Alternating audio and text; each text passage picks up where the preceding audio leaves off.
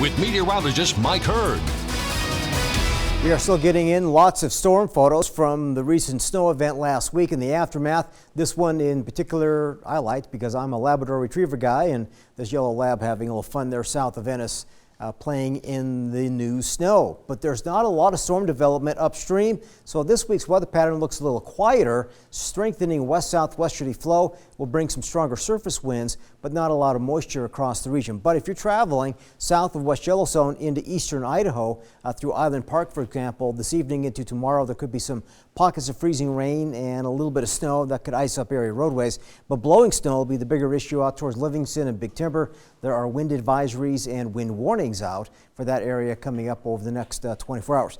Right now, wind gusts are not overly strong, but these purple areas out towards Livingston and Big Timber, up north of White Sulphur Springs and the Rocky Mountain front, that's where winds have been gusting over 60 miles per hour. And down on the Montana-Idaho state line, Monida Pass periodically gets some strong winds, and that can really knock down the visibility. There's a lot of snow on the ground, and that is just going to create some localized ground blizzards over the next 24, possibly 48 hours. But very little in the way of active weather with regard to new precipitation. We'll go with a mostly dry weather pattern for Tuesday and into Wednesday. Butte sitting at 36 degrees right now, hit a high today of a lovely 40 degrees, and Bozeman at Belgrade also hit the lower 40s this afternoon. We got good visibility and 28 degrees. So temperatures right now are in the 20s and 30s. There are still some 40s, but across the entire state, you can see the numbers are fair for this time of the year and evening. 20s and teens in the overnight with partly cloudy skies. Again, it should be a dry evening, just some localized gusty winds.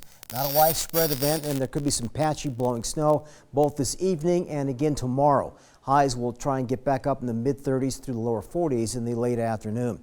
Partly cloudy, patchy blowing snow, southwest winds fairly brisk. I got teens and 20s, and tomorrow that turns into 30s and 40s, and these numbers are slightly above average for this time of the year. So as you look at the extended forecast, the rest of the week looks fantastic. Mostly on the dry side, 30s and 40s for highs, 20s for lows. There is a storm system expected to move in Saturday, Sunday, but right now it looks to be a weaker storm. Mostly cloudy skies, perhaps some gustier winds, and a little bit of snow possible Saturday evening and into Sunday.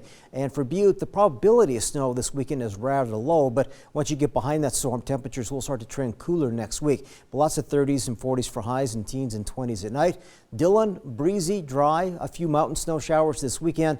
Temperatures will come very close to 40 degrees by the end of the week. And West Yellowstone, little better chance for snow Saturday into Sunday. But until then, it should be a mostly dry weather pattern for the rest of this week. All right. Thank you very much, Mike. Dom Tibbetts in with sports right now. We got a little preview of the big Bobcat game. Second round of the playoffs, first game of the FCS playoffs for Montana State. All that preview coming up next in sports.